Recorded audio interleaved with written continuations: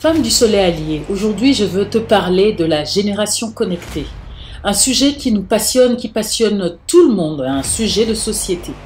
Je vais te raconter une anecdote. Un matin, j'entre dans le métro. 80% de personnes est connectées. Je vois un jeune homme qui est en train de lire son gros bouquin dans un coin. Deux jeunes gens, une fille assise, un garçon debout, sont plongés, les écouteurs dans les oreilles, n'est-ce pas, les yeux fermés dans ce qu'ils écoutent dans leurs oreilles, bien sûr, une musique peut-être, une audio de motivation, qui sait. Je regarde le visage de chacune de ces personnes, aucune expression quand le métro s'arrête.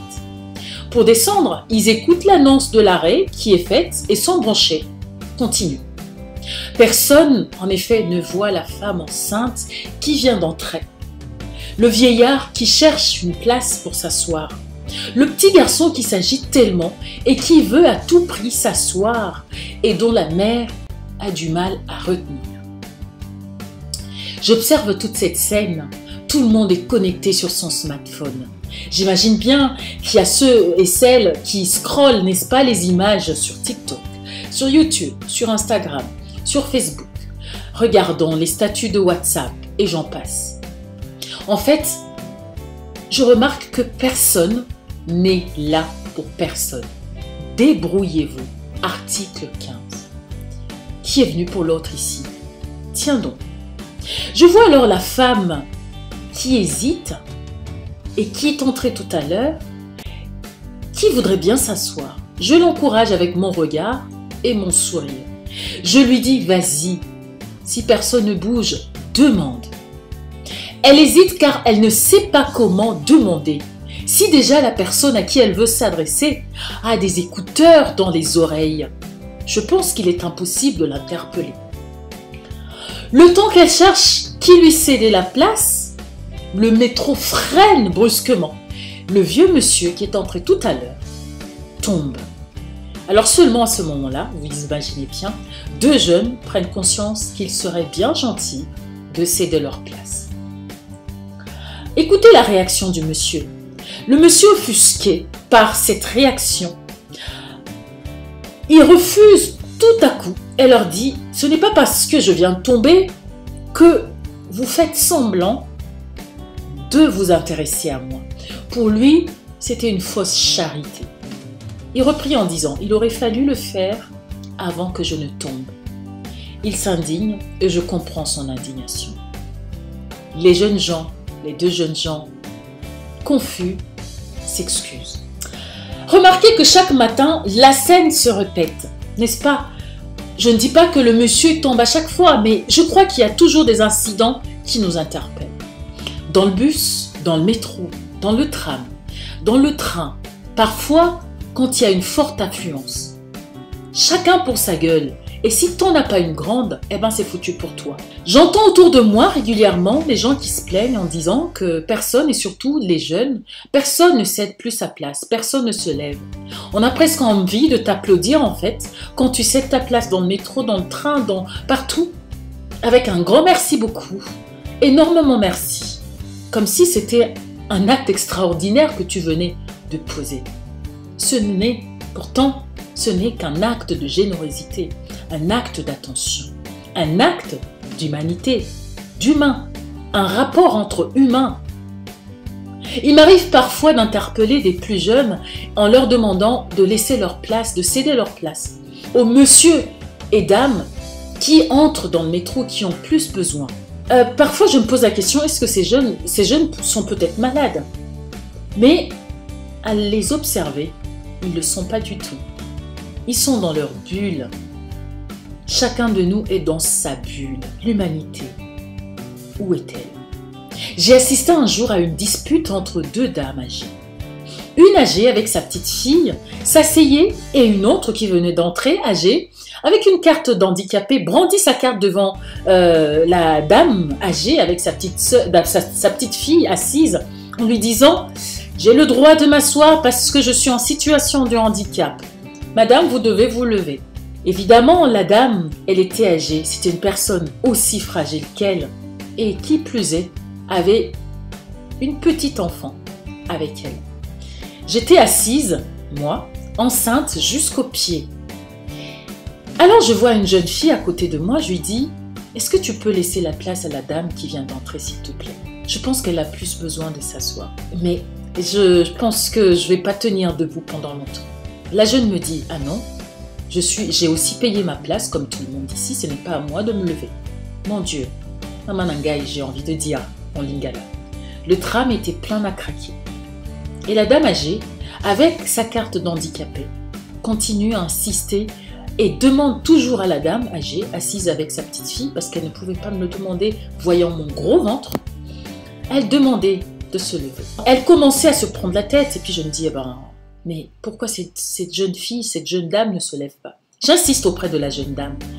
Je lui dis, peut-être que vous êtes malade, peut-être que vous êtes souffrante, je suis désolée, mais ce serait vraiment avisé, si vous n'êtes pas, de laisser aux personnes fragiles physiquement de s'asseoir. Elle explosa tout à coup. Mais madame, avez-vous un problème avec moi? Pourquoi ne vous levez-vous pas? J'ai dit, bah oui, vous avez raison. Et puis je me lève. Cela provoqua un remue-ménage dans le tram. Tous ceux et celles qui étaient autour de moi étaient scandalisés. Et il s'adresse à la jeune fille. Vous voyez pas qu'elle est enceinte, cette dame? Et qu'elle peut peut-être accoucher dans le tram, là? Ça m'a fait rigoler. Finalement, la jeune fille s'est levée, mais c'était trop tard. J'avais déjà cédé ma place. Et la dame âgée qui avait sa carte d'handicapé. Mais vous savez, ces situations arrivent tous les jours. Et je pense que vous en êtes témoin tous les jours. Femme du soleil allié, chacun de nous a déjà vécu cette situation. Et nous le vivons tous les jours, aujourd'hui. Et peut-être que nous allons encore le vivre demain. S'abstenir de se lever pour céder la place à une personne plus fragile que soi. Se disputer une place ou vouloir entrer en premier dans un bus sans tenir compte des personnes qui en ont encore plus besoin que ce soit. J'estime que quand tu quittes chez toi, d'accord, quand tu traverses le pan de ta porte pour sortir, tu vas à la rencontre des personnes, d'autres personnes. Et c'est pour ça qu'on parle de lieux publics. On parle de transport public. Tu quittes ton cocon privé pour embrasser le public. Tout est question de droit maintenant, aujourd'hui. J'ai le droit de, j'ai le droit à. Tout ça remplace la capacité d'humanité, de générosité qui caractérise chaque être humain. C'est mon droit. Alors, c'est ton droit, d'accord. T'es-tu posé seulement la question de savoir comment t'aimerais qu'on te traite, toi, quand tu seras vieux ou vieille, et quand ce sera toi qui auras besoin, n'est-ce pas, d'un peu de générosité, d'un peu d'attention? T'es-tu demandé comment aimerais-tu qu'on traite ta mère, ta grand-mère ou quelqu'un d'autre qui t'est cher et qui se retrouverait dans cette situation? Comment te sentiras-tu, toi, si cette attention t'était refusée pour des raisons banales comme celui de droit? N'utilisons pas les termes qui ont du sens à tort et à travers. Parce que malheureusement, le mot droit est aujourd'hui galvaudé du fait de l'utiliser à tout va. Vous savez, vous ne pouvez pas vous asseoir parce que des jeunes ont des écouteurs, des personnes ont des écouteurs dans les oreilles. Mokili à tour, disent les Congolais. À chacun son tour. Tu as déjà entendu parler du karma? Le karma, chère femme du soleil et alliée, le karma. À toi qui es maintenant, n'est-ce pas, personne âgée, qui n'a jamais posé un acte de générosité et qui n'a pensé qu'à soi tout au long de sa jeunesse, tout au long de sa vie. Comment veux-tu qu'on te rende ce que tu n'as jamais donné? Mokili ya tour à tour. Retiens bien cette phrase. Mokili ya tour à tour. Je m'adresse aux personnes qui sont concentrées sur leur téléphone et qui ne savent pas ce qui se passe autour d'eux. Observez. Il suffit juste qu'il y ait un incident, que la panique commence, se déclenche. Parce qu'on ne sait pas qui est assis à sa gauche, ni à sa droite, ni devant soi. Femme du soleil allié, apprenez à lever vos visages, à sourire aux personnes en face qui vous sourient en retour. Provoquez même ce sourire, car le sourire est un souhait d'une belle journée pour la personne en face qui le reçoit. Pour toi qui le reçoit de la personne en face, c'est un compliment que cette personne te donne. C'est une bénédiction pour une belle journée. Voyez comment vous pensez à ce sourire inattendu dans la matinée, n'est-ce pas, d'une inconnue, d'un inconnu. Je parle de sourire sain, n'est-ce pas, innocent et plein d'humanité. Arrêtons d'être des robots, arrêtons d'être télescopés, téléguidés. Femmes du soleil et alliés, dialoguez avec vos enfants, votre petite fille dans la poussette qui a peut-être moins d'1 an, votre petit garçon sur un tricycle, votre sœur à côté. Au lieu de mettre des écouteurs et écouter une chanson, vous aurez un temps pour vous. Après, vous en déciderez comme vous voulez. Je vois un jeune couple qui entre dans le métro, chacun a des écouteurs, n'est-ce pas, dans les oreilles. Et après, je remarque qu'ils sont vraiment ensemble, car l'un montre à l'autre ce qu'il a sur son écran. Je me dis juste, mais comment ils vivent chez eux? Ils sont vraiment ensemble, ces deux-là? Bien que je n'ai pas envie d'en savoir plus, cela m'interpelle. Je me dis, mais si tu arrives à agir comme ça en public, qu'en est-il quand tu es seul, quand tu es en privé, quand tu es tout seul chez toi? Comment vis-tu avec les personnes qui t'entourent? T'enfermes-tu tout le temps dans ta chambre? As-tu tout le temps tes écouteurs? Nous parlons aujourd'hui du taux de souffrance, de solitude des gens et comment les personnes se meurent toutes seules. Mais quand vient le moment de faire des rencontres et d'aller vers les autres, on ferme sa porte et on ne pense qu'à regarder des vidéos ou autres sur son téléphone. Mais où va-t-on ainsi? Quand on organise des rencontres, parfois chez moi, il y a toujours 1 ou 2 personnes qui ont pactisé avec leur téléphone par hasard. J'ai envie de leur demander, mais pourquoi vous êtes venus? Vous auriez mieux fait de rester chez vous et mieux vous occuper de votre téléphone ou de vos affaires. Dans le respect de la liberté d'un chacun, je veux par cette vidéo vous rappeler que la vie est faite de rencontres, d'humanité, d'attention, de générosité. Soyons généreux, soyons généreuses. Invitons nos enfants à l'être. Cette place dans le bus que tu retiens ne t'apporte aucune satisfaction.